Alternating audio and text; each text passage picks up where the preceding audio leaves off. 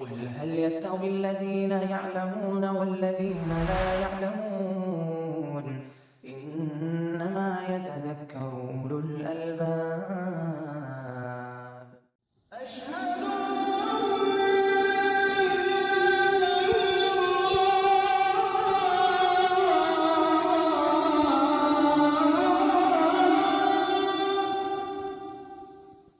الحمد لله والصلاة والسلام على رسول الله وعلى آله وأصحابه ومن دعا بدعوته واقتفى أثره واتبع هداه أما بعد فقوله سبحانه وعنده مفاتح الغيب لا يعلمها إلا هو ويعلم ما في البر والبحر وما تسقط من ورقة إلا يعلمها ولا حبة في ظلمات الأرض ولا رطب ولا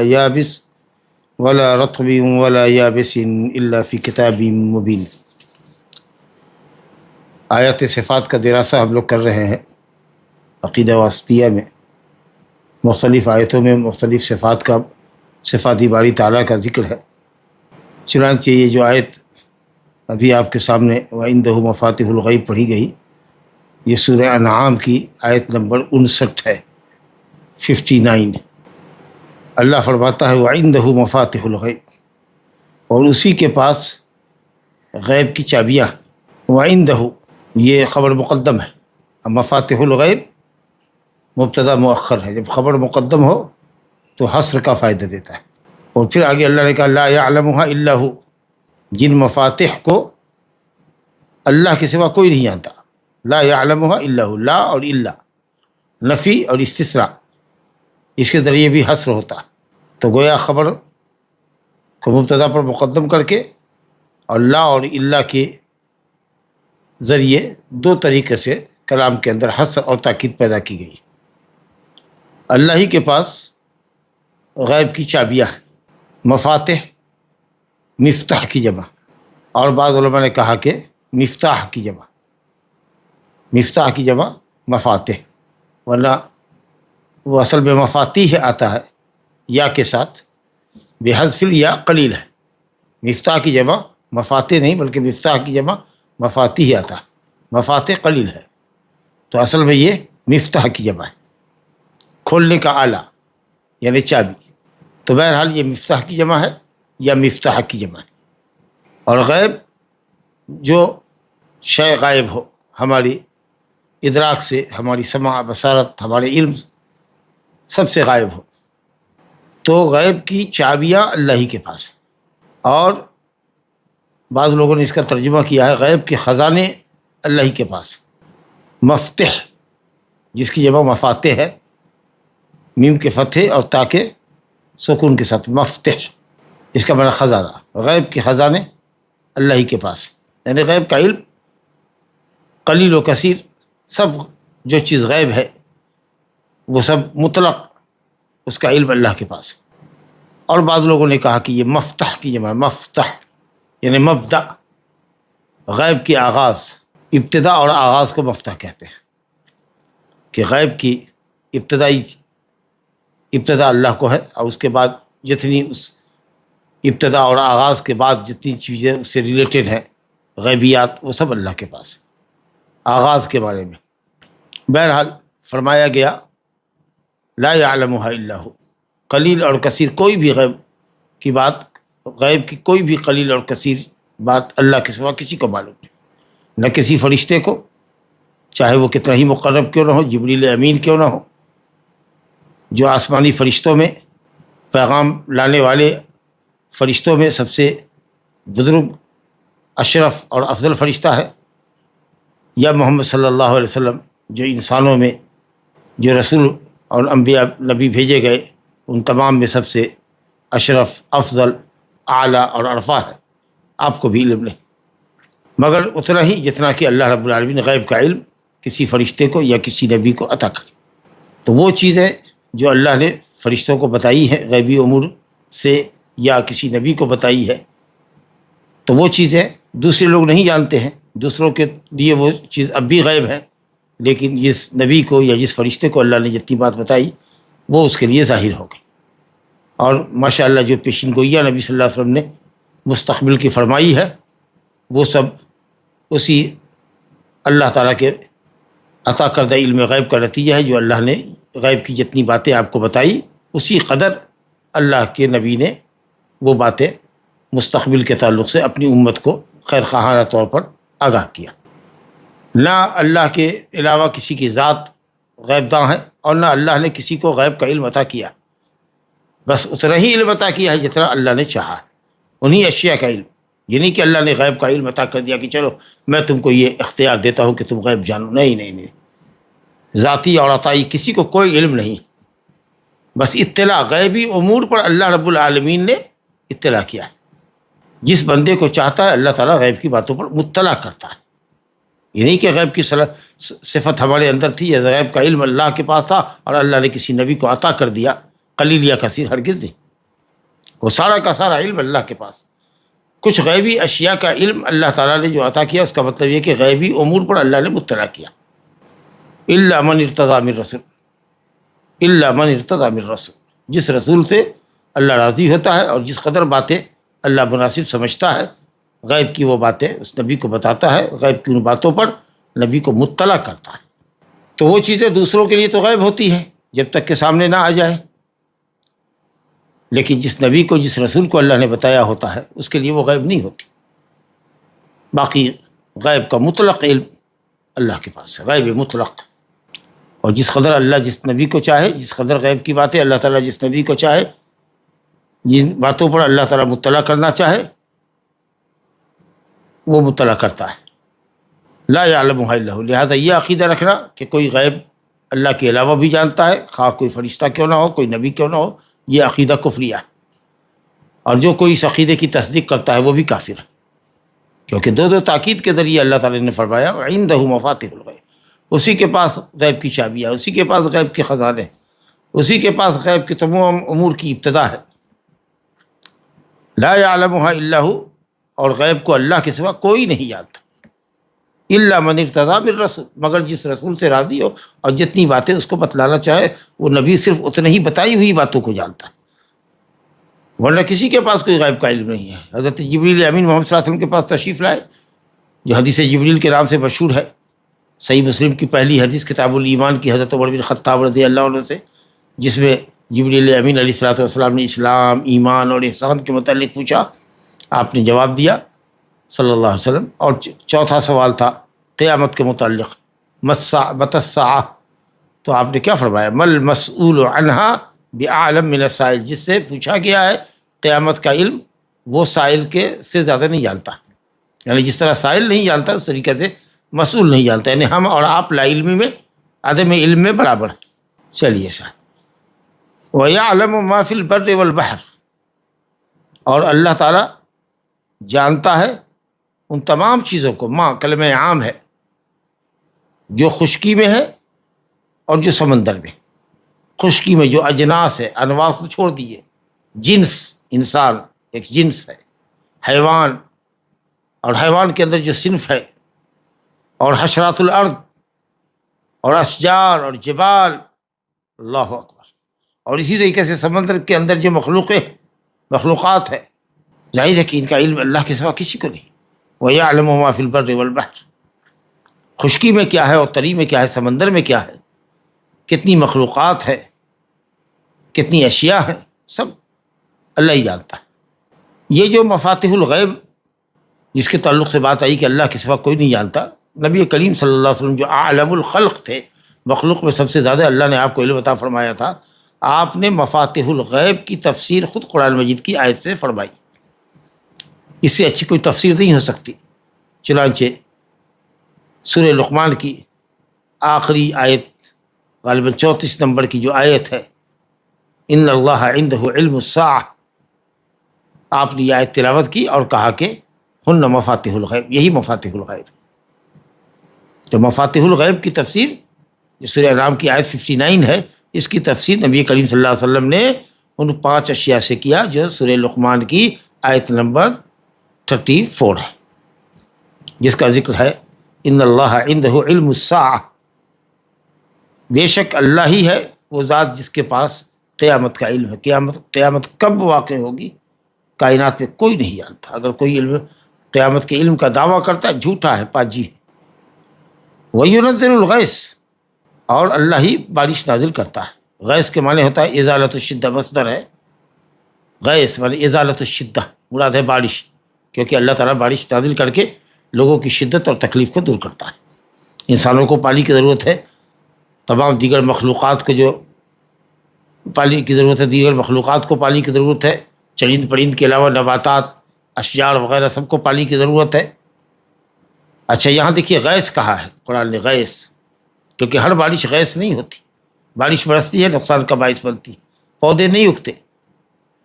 تو مراد ہے وہ بارش جو نفع بخش ہو، آدمی کو سیراب کرنے والی ہو، پودے کو اگانے والی ہو، جس سے پودا نکلے، چراگاہوں میں گھاس پھوس آئے، کھیتوں میں پودے لگائے جائیں، غلے لگائے جائیں، باغات میں پھل آئیں، وہ اصل میں بارش ہوتی ہے. اس لیے مسلم کی روایت میں ہے کہ اصل میں قحط یہ نہیں ہے کہ تم پر بارش نہ برسائی جائے، بلکہ اصل قحط یہ ہے کہ بارش برسائی جائے اور بارش کوئی پودا نہ اگا سکے، یہ اصل قحط.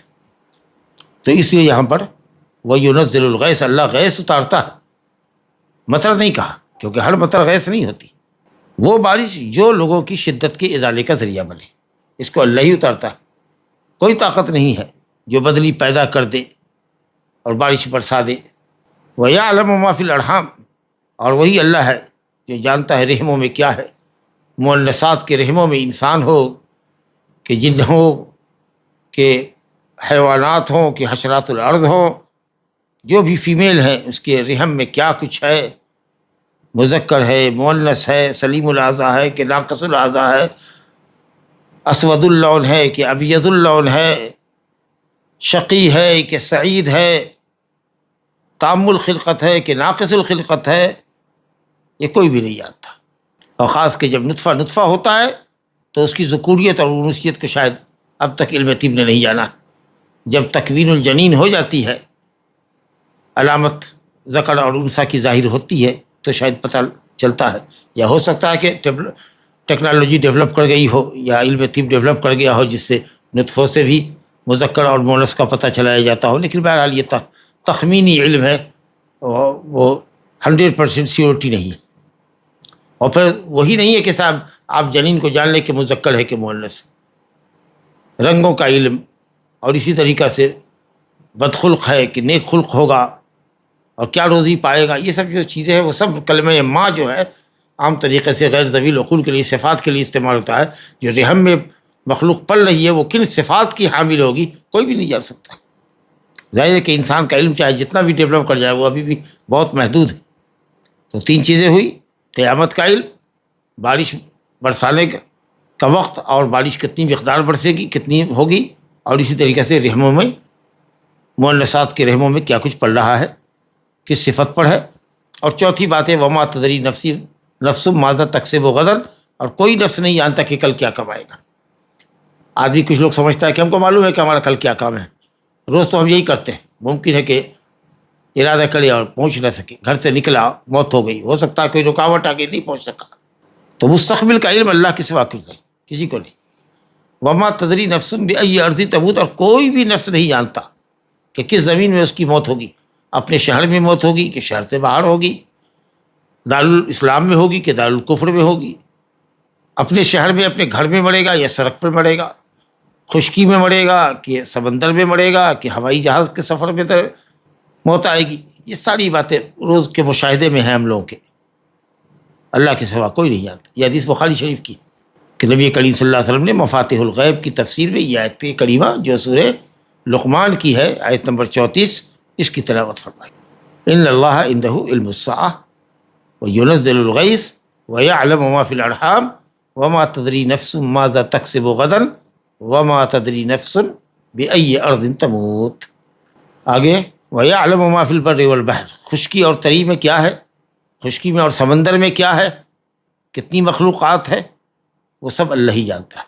وما تسقط من ورقۃ الا یعلمها، وما تسقط من ورق، ما نافیہ اور من زائدہ.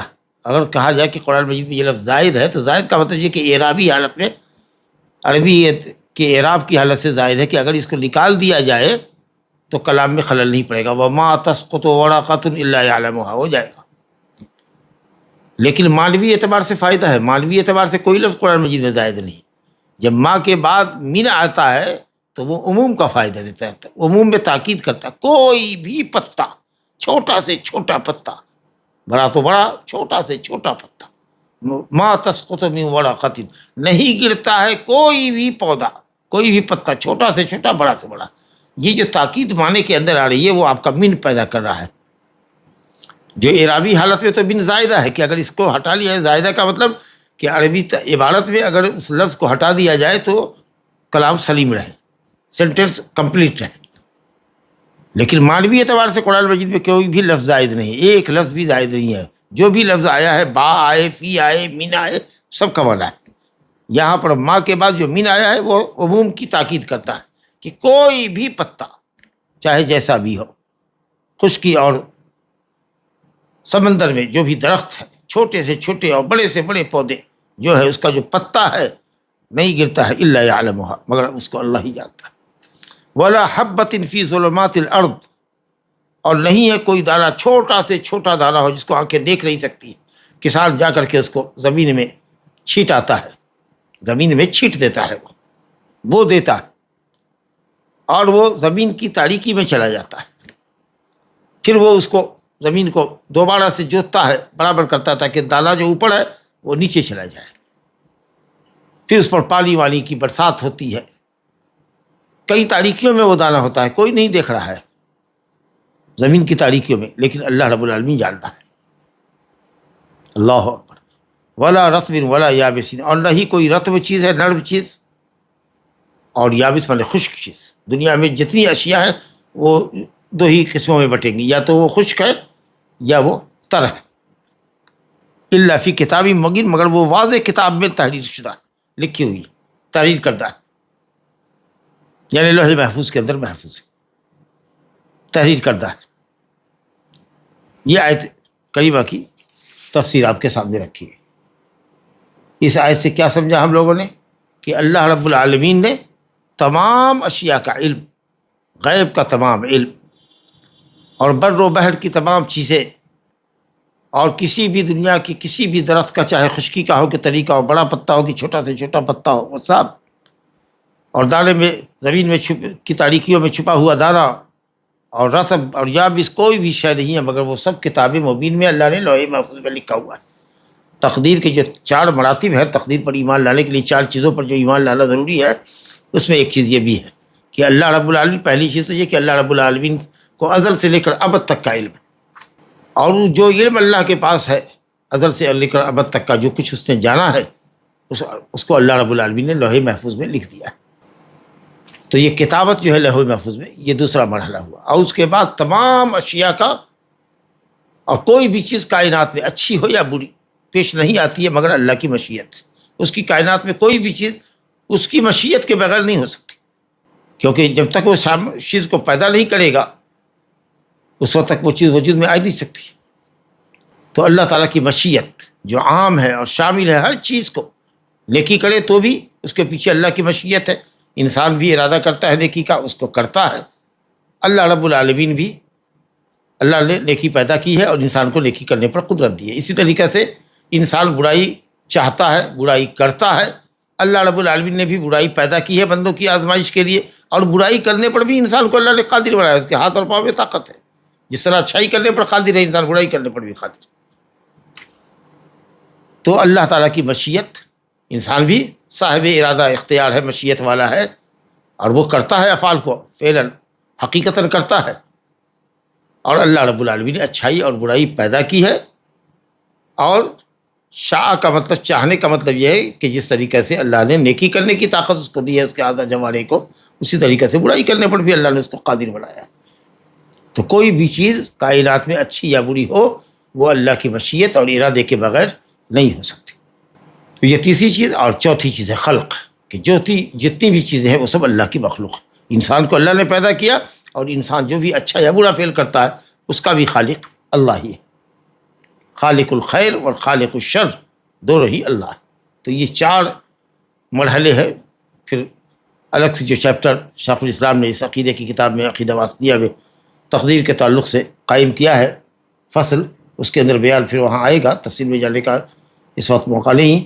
تو یہی 4 مرتبہ ہے اللہ تعالیٰ کا علم ازلی، جو ازل سے لے کر ابد تک کی اشیاء کا علم کو محیط ہے، اور اسی طریقے سے اللہ تعالیٰ نے تمام موجودات کے علم کو، جس کو وہ احاطہ کیے ہوا ہے، اس کو اللہ نے لوح محفوظ میں لکھ دیا ہے، جو انسان کا ارادہ ہے، لیکن تحریر کے لیے فرشتے بھی تعینات کر دیے گئے، کیونکہ بندے کا تو جزا اور سزا اس تحریر پر ہوگی جو وہ کرتا ہے، سمجھا کہ؟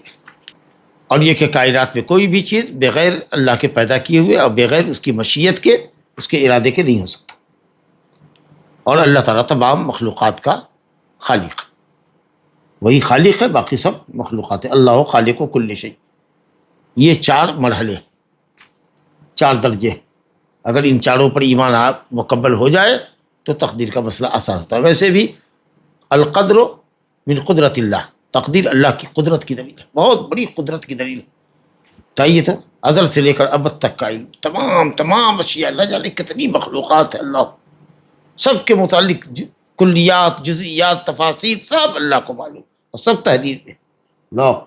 تو بات سمجھ میں آئی کہ ساری کچھ چیزیں لوح محفوظ میں لکھی ہوئی ہیں، اور ان آیتوں سے جو خاص صفت اللہ تعالیٰ کے سامنے آئی وہ صفت علم ہے، کہ اللہ تعالیٰ صفت علم سے متصف ہے، جیسا کہ اس کی عظمت و جلال کو لائق ہے، اور یہ علم اللہ تعالیٰ کی صفت ذاتیہ ہے، جو اس کی ذات سے کبھی بھی الگ نہیں ہو سکتی۔ اچھا، یہ لوگ صفات کے منکر ہیں، پہلے بھی بات آ چکی ہے کسی موقع پر، خاص کے قواعد مسلم میں پڑھا ہے کہ یہ لفظی جھگڑا ہے۔ معتزلہ کہتے ہیں کہ معتزلہ اللہ کے لیے نام ثابت تو کرتے ہیں، علیم ہے، خبیر ہے، سمیع ہے، بصیر ہے، لیکن معنی نہیں ثابت کرتے، کہتے ہیں علیم ہے بلا علم کے۔ تو جب علیم مانتے ہو اور علم والا نہیں مانتے ہو تو علیم معنی کیسا ہوا؟ یہ بالکل عقل کے بھی منافی بات ہے کہ ایسا ہے کہ کسی کو آپ کہے کہ سمیع، اس کا معنی ہے سننے والا، لیکن آپ کہیں کہ نہیں وہ سمیع تو ہے لیکن سنتا نہیں، تو پھر سمیع کیسے ہوگا؟ لا حول ولا قوت۔ اور جہمیہ کہتے ہیں کہ اسماء اور صفات دونوں ہی، جہمیہ دونوں کا انکار کرتے ہیں، اور معتزلہ اسماء کا اقرار کرتے ہیں لیکن صفاتی معنی کا انکار کرتے ہیں کہ علیم بلا علم ہے، قدیر بلا قدرت ہے، سمیع بلا سمع ہے، بصیر بلا بصر ہے، لا حول ولا قوت الا باللہ۔ تو معتزلہ پر رد ہے۔ اور یہ کہ اللہ رب العالمین کا علم ہر چیز کو شامل ہے، محیط ہے، کوئی بھی چیز اس پر پوشیدہ نہیں ہے، تمام کلیات، تمام جزئیات کو جانتا ہے، ہر شے کو جانتا ہے، جو ہو چکی، جو ہو رہی ہے، جو ہوگی، جو نہیں ہوئی، اگر ہوتی تو کیسی ہوتی، اللہ، تمام چیزوں کا اللہ کو علم۔ اور غیب کے تعلق سے تو بات آ چکی کہ غیب مطلق اللہ کے پاس ہے، اور غیب مقید جتنی باتیں غیب کے تعلق سے، غیبی امور سے متعلق جتنی چیزیں اللہ تعالیٰ جس نبی کو چاہتا ہے بتاتا ہے، جن اشیاء پر چاہتا ہے مطلع کر دیتا ہے، وہ دوسروں کے لیے تو غیب ہوتی ہے، لیکن اس نبی کے لیے، اس رسول کے لیے وہ غیب نہیں ہوتی، اس کو غیب مقید کہتے ہیں۔ تو غیب مطلق صرف اللہ کے پاس ہے۔ ایک آیت کی تفسیر ہم نے پڑھی، اور بنیادی طور پر سے اسے جو فائدہ ملا وہ یہ ہے کہ صفت علم کا ہمیں پتہ چلا، شروع سے ہی ہے، لا یعلم وعنده مفاتیح الغیب لا یعلمها الا هو۔ اسی طریقے سے وما یعلم ویعلم ما فی البر والبحر، یہاں بھی یعلم ہے جی، وما تسقط من ورقۃ الا یعلمها جی، کوئی پتا نہیں گرتا ہے مگر وہ جانتا ہے، تو علم کی صفت اللہ تعالیٰ کی۔ ولا حبۃ فی ظلمات الارض ولا رطب ولا یابس الا فی کتاب مبین، وہ لوح محفوظ میں تحریر کرتا ہے۔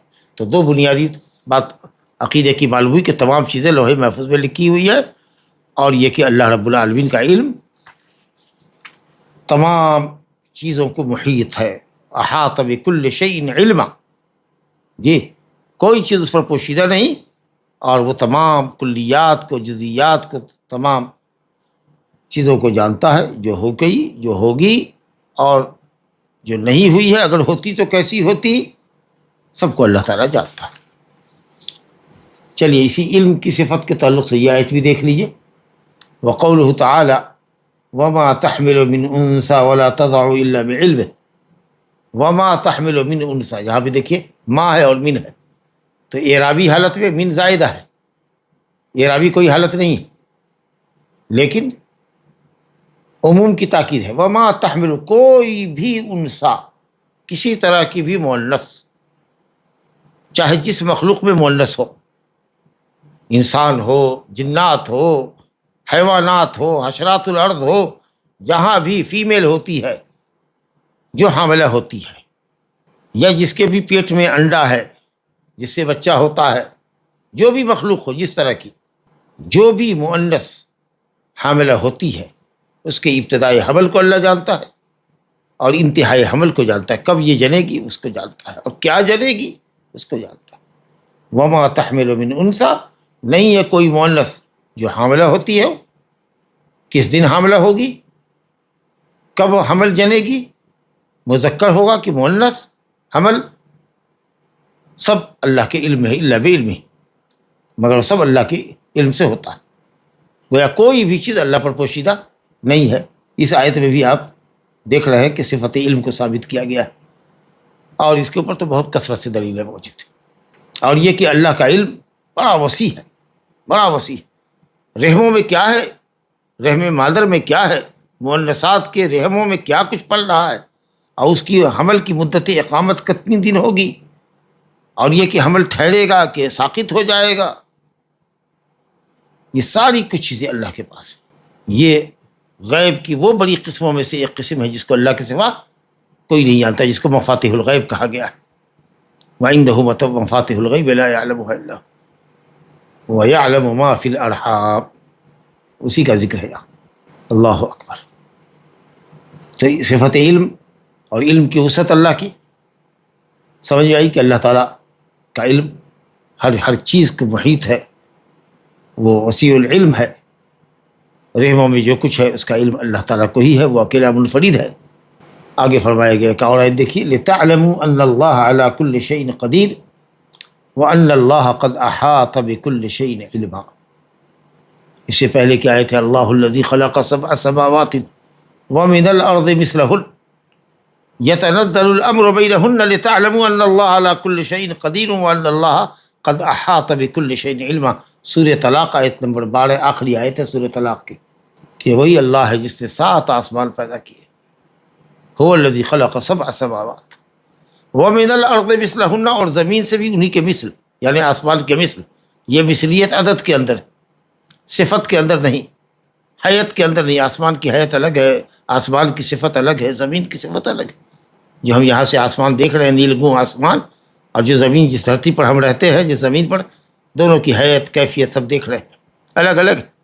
تو ظاہر ہے کہ جب مثلیت کیفیت میں نہیں ہے، صفت میں نہیں ہے، حیت میں نہیں ہے، تو مثلیت عدد میں ہی ہوگی نا، کہ اللہ تعالیٰ نے 7 آسمان پیدا کیا اور انہی کے مثل 7 زمین بھی پیدا کی۔ یہی ایک آیت ہے قرآن مجید میں جس سے سمجھ میں آتا ہے کہ زمین 7 ہے قرآن میں، باقی حدیث کے اندر تو بکثرت کہ اللہ تعالیٰ نے 7 زمین بنائے ہیں۔ من اقتطع شبرا من الارض، جس نے کسی کے ظلماً کسی کی 1 بالش زمین قبضہ کر لی، غصب کر لیا، تو طوقہ من ایاہ من 7 اراضین، یطوقہ اللہ یوم القیامۃ من 7 اراضین مثلہ، او کما قال صلی اللہ علیہ وسلم، جس قدر زمین اس نے غصب کی ہے اسی قدر زمین 7 طبق زمین، من 7 اراضین، 7 زمین سے اللہ تعالیٰ اس کے گلے کا طوق بنا دے گا کہ اٹھاؤ اس کو۔ یہ مطلب یہ کہ 7 طبق، یا یہ مطلب ہے کہ 7 طبق زمین کے اندر دھسا دے گا۔ تو حدیث میں تو 7 واضح ہے، لیکن قرآن مجید میں اسی آیت میں ومثلہن سے 7 زمین کا پتہ چلتا ہے۔ اس کے بعد اللہ تعالیٰ کا فیصلہ، اللہ تعالیٰ کا حکم، اس کے اوامر زمین اور آسمان کے درمیان اترتے ہی رہتے ہیں۔ یتنزل الامر بینہن، اللہ فرماتا ہے کہ یہ سب جو آسمان اور زمین اللہ نے ساتھ ساتھ بنائے اور اسی کا حکم کائنات میں چلتا ہے، یہ سب اس لیے اس نے بتایا ہے تمہارے لیے، لتعلموا، تاکہ تم لوگ جان لو، ان اللہ علی کل شیء قدیر، کہ اللہ ہر چیز پر قادر ہے، اللہ ہر چیز پر قادر ہے۔ یہ قدرت بھی اللہ تعالیٰ کی صفت علم کی طریقے سے صفت ذاتیہ ہی ہے۔ قدرت صفت ذاتیہ، قدرت، قوت، سب ایک ہی معنی میں جی۔ اللہ علی کل شیء قدیر، اللہ ہر چیز پر قادر ہے، ہر چیز پر قادر۔ کچھ لوگوں کی تحریر میں آج کل ملتا ہے ان اللہ علی ما یشاء قدیر، اللہ تعالیٰ جس چیز کو چاہتا ہے اس پر قادر ہے۔ یہ تعبیر قرآن کی تعبیر کے خلاف ہے۔ قرآن مجید میں عموم ہے، اطلاق ہے، ان اللہ علی کل شیء قدیر، یہ تعبیر استعمال کیجیے۔ نص کے خلاف یہ تعبیر کر رہے ہیں، علی ما یشاء قدیر، جس چیز کو چاہتا ہے اللہ جس چیز کو چاہتا ہے اس پر بھی قادر ہے، اور جس چیز کو نہیں چاہتا ہے اس پر بھی قادر ہے۔ لتعلموا ان اللہ علی کل شیء قدیر، ایک تو یہ بات ہوئی کہ اللہ تعالیٰ کی قدرت، قدیر صفت مشبہہ ہے، تامل قدرت ہے، پوری قدرت پوری قوت ہے، اس کو کوئی چیز اس کو عاجز نہیں کر سکتی، کسی چیز کو کرنے میں وہ کمزور نہیں ہے، کسی چیز کو کرنے سے وہ عاجز نہیں ہے۔ ایک فائدہ تو یہ ہوا زمین اور آسمان کو ساتھ بنا کر اور اپنے اوامر کو اتار کر، اور دوسرا فائدہ یہ وَأَنَّ اللَّهَ قَدْ أَحَاطَ بِكُلِّ شَيْءٍ عِلْمًا، اور اس بات کو بھی لوگ جان لیں کہ بے شک اللہ تعالیٰ نے ہر چیز کو اپنے علم کے گھیرے میں لیا ہوا ہے، کوئی بھی چیز اس سے غائب نہیں، کوئی بھی چیز اس سے مخفی نہیں ہے۔ جی کوئی بھی چھوٹی سے چھوٹی مخلوق چاہے وہ تحت الثری میں ہو، ساتوں طبق زمین، ساتویں طبق کے اندر ہو، اس کو بھی اللہ تعالیٰ جان رہا ہے، اس کو بھی سن رہا ہے، اس کو بھی دیکھ رہا ہے۔ اللہ اکبر۔ وَأَنَّ اللَّهَ قَدْ أَحَاطَ بِكُلِّ شَيْءٍ عِلْمًا، خلق کے بعد کہ اللہ نے آسمان پیدا کیے ساتھ، هو الذی خلق سبع سماوات ومن الارض مثلہن، اس کے بعد اللہ تعالیٰ نے اپنی قدرت کا اور اپنے علم کی وسعت کا ذکر کیا، کیونکہ علم اور قدرت کے بغیر خلق ہو ہی نہیں سکتا۔ ظاہر ہے کہ خلق کے لیے کسی بھی شے کو عدم سے وجود میں لانے کے لیے قدرت چاہیے اور علم چاہیے، اسی لیے اللہ تعالیٰ نے آسمان اور زمین کی تخلیق کا ذکر کرنے کے بعد کہا لِتَعْلَمُوا أَنَّ اللَّهَ عَلَى كُلِّ شَيْءٍ قدیر، تاکہ تم جان لو کہ اللہ ہر چیز پر قادر ہے، قدیر ہے، فعیل کا وزن ہے مبالغہ کا۔ جی، اور یہ قدیر جو ہے فعیل کا وزن، یہ فعیل جو ہے یہ فاعل کے معنی میں، قادر کے معنی میں، مقدور کے معنی میں نہیں، قادر ہے، یہ اللہ تعالیٰ کی صفت ذاتیہ ہے قدیر۔ تو یہ نام ہوا، اور اس سے جو صفت قدرت ہے وہ قدرت صفت ذاتیہ ہوئی، قدرت قوت سب ایک ہی معنی میں۔ اور دوسرا فائدہ یہ ہوا وَأَنَّ اللَّهَ قَدْ أَحَاطَ بِكُلِّ شَيْءٍ عِلْمًا، اور اللہ تعالیٰ نے تمام چیزوں کو اپنے علم کے احاطے میں رکھا ہے۔ لہذا جب اللہ ہر چیز پر قادر ہے تو اس کے اندر بندوں کے افعال جو ہم کرتے ہیں، نیکی یا بدی، وہ سب اللہ تعالیٰ کی قدرت اور مشیت کے اندر داخل ہے۔ کہا نا کہ کوئی بھی کام ہم اچھا کریں یا برا کریں، وہ کام اللہ نے پیدا کیا ہے۔ نیکی کا وجود ہے اور معصیتوں کا بھی وجود ہے، آپ دنیا میں دیکھ رہے ہیں۔ اور اللہ رب العالمین کی مشیت اور ارادے کا مطلب ہے کہ اللہ تعالیٰ نے آپ کو اس کام کے اوپر بھی قادر رکھا ہے، اس کام پہ بھی قادر رکھا ہے۔ آپ کر کے جانتے ہیں، وہ پہلے سے جان رہا ہے کہ آپ کیا کیجیے گا، اپنے اختیار کا کیا فائدہ حاصل اٹھائیے گا، نیکی کیجیے گا کہ بدی کیجیے گا، وہ اللہ تعالیٰ جانتا ہے۔ اس لیے یہ کہنا کہ اللہ تعالیٰ کہ چاہے بغیر کوئی کام ہوگا، اللہ چاہتا نہیں ہے کہ صاحب کوئی کام ہو اور وہ ہو جاتا ہے، اور اللہ کسی چیز کو چاہتا ہو یعنی پیدا کیے ہوا ہو، اس کا ہونا تقدیر میں لکھا ہو اور وہ چیز نہ ہو، یہ امپاسبل ہو ہی نہیں سکتی۔ تو جو بھی طاعت اور معصیت کا کام ہے وہ سب اس کے اندر قدیر کے علوم میں عموم کے اندر داخل ہے۔ قدریہ نے جو ہے وہ افعال خلق کا انکار کرتے کہ بندوں کے افعال اس میں داخل نہیں، بندوں کے افعال پر اللہ قادر نہیں، بلکہ اس میں جو غلو پسند لوگ ہیں وہ کہتے ہیں کہ اللہ کو یہ بھی علم نہیں ہوتا کہ بندہ کب کیا کرے گا، جب وہ کرتا ہے تب اس کے علم میں آتا ہے۔ نعوذ باللہ من ذالک۔ یہ حقیقت میں یہ لوگ تقدیر کا انکار کر کے اللہ تعالیٰ کی عزت اور اس کی ملک اور اس کی ملکیت کے کمال کی نفی کرتے ہیں۔ تو اللہ تعالیٰ ہر چیز کا خالق ہے، رب ہے، مالک ہے، اس کے علاوہ کوئی خالق نہیں، کوئی رب نہیں۔ جو چاہتا ہے اللہ وہی ہوتا ہے، ماشاء اللہ کان وما لم یشاء لم یکن، جو اللہ نے چاہا وہ ہوا، جو نہیں چاہا نہیں ہوا۔ تو کائنات میں جو بھی حرکت اور جو بھی سکون ہے، وہ جو کچھ دیکھ رہے ہیں حرکت اور سکون، وہ سب اللہ کے قضاء قدر اور مشیت اور خلق کا نتیجہ ہے۔ اسی نے اپنی اطاعت کا، اپنے رسول کی اطاعت کا حکم دیا ہے اور معصیت اور اپنے رسول کی معصیت سے منع کیا ہے۔ اب جو جیسا کرتا ہے اللہ تعالیٰ کے عطا کردہ اختیار کی بنیاد پر اللہ اس کو جانتا ہے، اور اس طریقہ سے اللہ نے ہر چیز کو اپنے علم کے گھیرے میں لیا ہے۔ کوئی بھی شے وجود میں آئے یا کوئی فعل وجود میں آئے یا کوئی قول زبان سے نکلے، وہ سب اللہ کی قدرت اور اس کی پیدائش سے باہر نہیں۔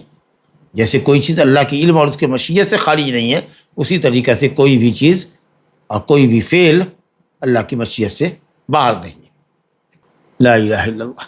اس کے بعد ایک اور آیت ہے، اس کو بھی دیکھ لیتے ہیں، سورہ ذاریات کی مشہور آیت ہے، آیت نمبر 58، ان اللہ هو الرزاق ذو القوۃ المتین، بے شک اللہ هو الرزاق، رزاق فعال مبالغہ کا صیغہ، یعنی جس نے مخلوق کو روزی دی ہے، اور مخلوق کی تعداد اللہ ہی جانتا ہے، سب کا رزاق اللہ ہی ہے، سب کو روزی پہنچانے والا اور روزی کو مخلوق تک پہنچانے والا اللہ ہے۔ اب روزی دو طرح کی ہوتی ہے، ایک مطلق روزی ہوتی ہے جو انسان کے جینے کے لیے، مخلوق کے جینے کے لیے ضروری ہے، تو وہ روزی تو ہر کسی کو ملتی ہے، مومن، کافر، مطیع، فاجر، فاسق، سب کو ملتی ہے، اور اس کے لیے بہت سے طریقے ہیں، حلال کے بھی ہیں اور حرام کے بھی۔ لیکن جو رزق مطلق کامل روزی ہے وہ وہی ہے کہ انسان اپنے جسم کی بقا کے لیے حلال روزی تلاشے، اللہ اس کو حلال کی توفیق دے، حلال کو اس کے لیے کافی بنا دے، حرام کی طرف جھانکے بھی نہیں، اور جس سے اصل انسان کی اصل زندگی ہے، روحانی زندگی، اس کے لیے اللہ تعالیٰ ایمان کی روزی عطا فرمائے، علم نافع کی روزی عطا فرمائے۔ تو جس کو اللہ تعالیٰ رزق حلال دے جسم کی بقا کے لیے، اور جس کو اللہ تعالیٰ علم اور ایمان عطا فرمائے روح کی بقا کے لیے، تو یہ رزق کامل رزق ہے جس کا نفع دنیا اور آخرت میں ملتا ہے۔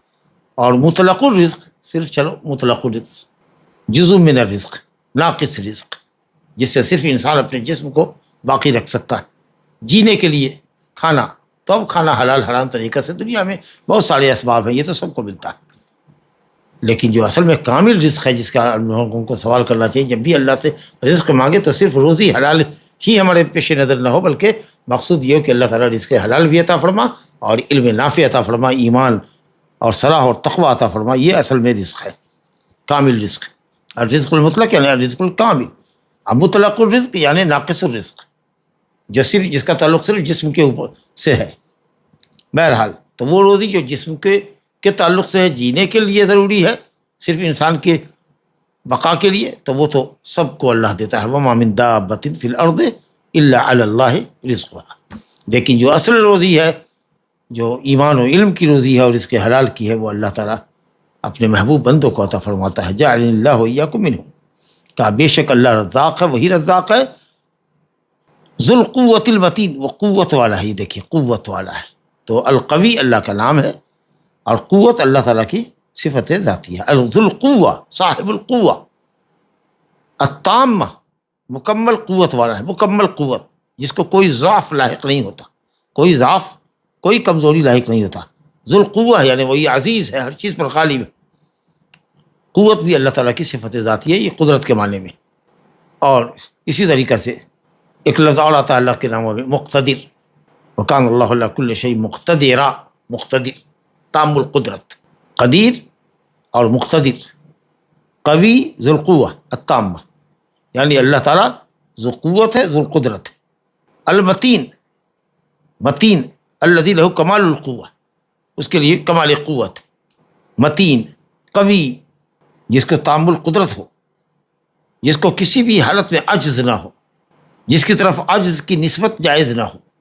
بہرحال یہ جو آیت دیکھا آپ نے، المتین اللہ تعالیٰ کا نام ہوا، الرزاق اللہ کا نام ہوا، ان اللہ هو الرزاق ذو القوہ، اسی سے اللہ تعالیٰ نے قوی استعمال کیا ہے، القوی، العظیم، تو القوی اللہ کا نام ہے، اور قوت اس کی صفت ہے، صفت ذاتیہ، جیسے قدیر اس کا نام ہے، قدرت اس کی صفت ذاتیہ، علیم اس کا نام ہے، علیم اس علم، صفت علم اس کی قدرت ذاتیہ، ذاتیہ کا مطلب کبھی اس کی ذات سے الگ نہیں ہوتی۔ المتین، تو اس آیت میں رزاق کے لیے رزاق کی صفت ثابت ہوئی جو صفت فعلیہ ہے، روزی دینا، اللہ جس کو چاہتا ہے روزی دیتا ہے، یہ صلاحیت تو اس کے اندر ہے، اس اعتبار سے تو ذاتی ہی ہوئی، لیکن جب جب جس کو چاہتا ہے روزی دیتا ہے، تو یہ فعل ہے روزی دینا، یہ صفات فعلیہ ہوئی۔ ان اللہ هو الرزاق ذو القوۃ المتین۔ اس کے بعد فرمایا لیس کمثلہ شیء وہو السمیع البصیر، یہ بھی ہم لوگ پڑھ چکے ہیں، لیس کمثلہ شیء، اس کے مثل کوئی چیز نہیں ہے، یعنی یہ سلب ہے، کوئی چیز اس کے مثل نہیں ہے، کیوں؟ اس لیے کہ وہ اس درجہ کامل ہے کہ کوئی مخلوق اس کے کمال کا مقابلہ کر ہی نہیں سکتی، یہ مطلب، کیونکہ صفت سلبیہ میں اس کی ضد کا کمال ثابت کرنا پڑتا ہے، جب اس کے مثل کوئی نہیں ہے کا کیا مطلب؟ کہ وہ اس قدر کامل ہے، اس قدر کامل ہے کہ کوئی مخلوق اس کے کمال کا مقابلہ نہیں کر سکتی۔ تو جو لوگ اللہ کے لیے مثلیت ثابت کرتے ہیں، اللہ کی ید کو کسی اور ید پہ ثابت کرتے ہیں، منطبق کرتے ہیں، یا کہتے ہیں کہ صاحب ان الحق، یا کہتے ہیں کہ اپنا ہاتھ لہرا کے کہتے ہیں کہ یہ اللہ کا ہاتھ ہے، اللہ ہمارے اندر حلول کر گیا، جو حلولیوں کا عقیدہ ہے، جو مشبہہ ہیں، جو حلولی لوگ ہیں جی، تو اس کے اوپر یہ رد ہے، لیس کمثلہ شیء، مشبہہ پر رد ہے، وہو السمیع البصیر، اور وہ انتہائی سننے والا اور دیکھنے والا ہے۔ تو یہ صفت سمیع اور بصیر کی جو ہے یہ صفات ثبوتیہ ہے، اور یہ معطلہ پر رد ہے جو اللہ تعالیٰ کے لیے صفات کا انکار کرتے ہیں، یا معتزلہ پر رد ہے جو کہتے ہیں سمیع بلا سمع ہے اور بصیر بلا بصر ہے۔ تو مثلیت کی نفی کی گئی جو کمال وجود، کمال قدرت اور کمال صفت پر دلالت کرتی ہے، اور وہ السمیع البصیر یہ صفت ثبوتیہ ہے۔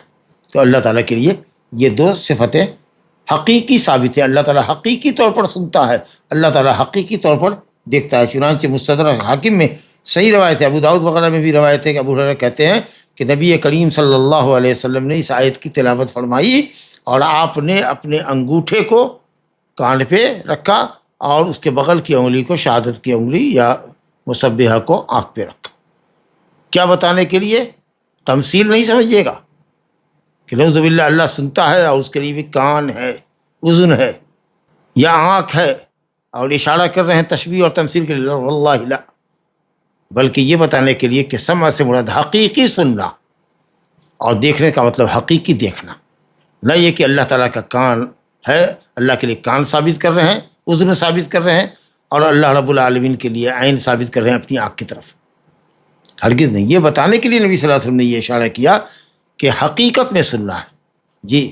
کوئی یہ سمجھے کہ صاحب یہ مجازی صفت ہے، تو یہ ہرگز نہیں۔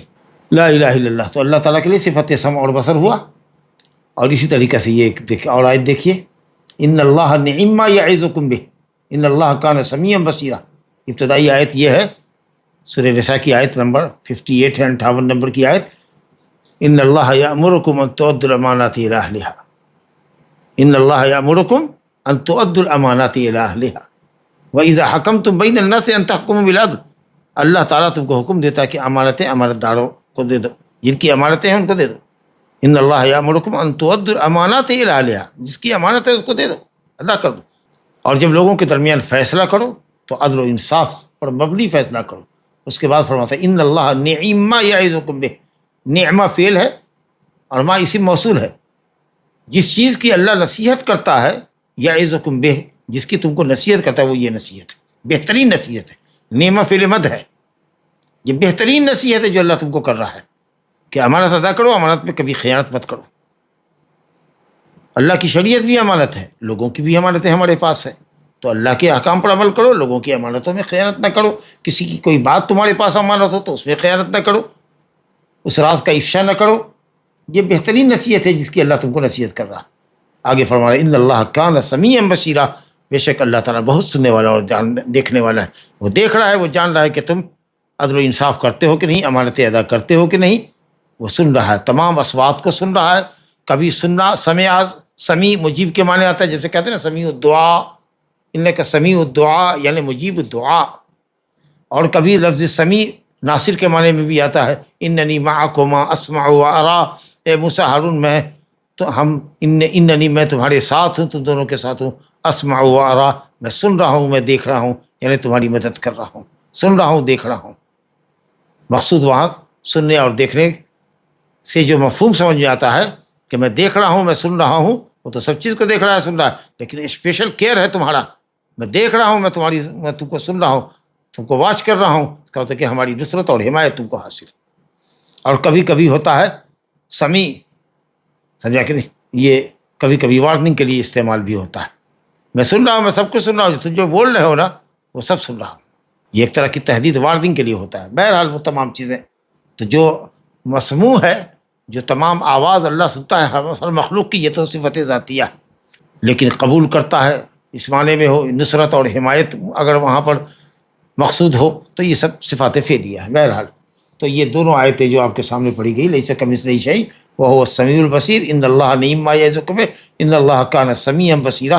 اب کہہ چکے ہیں کہ یہاں پر ان اللہ کانا جو ہو تو کانا مسلوب الزمان ہے، صفت کو ثابت کرنے کے لیے، اللہ سمیع اور قدیر ہے، سمیع و بصیر ہے، تھا نہیں کہ سمیع و بصیر تھا اور اب نہیں ہے، یہ کل نہیں ہوگا، بلکہ وہ سمیع و بصیر ہے، تھا، ہے اور رہے گا۔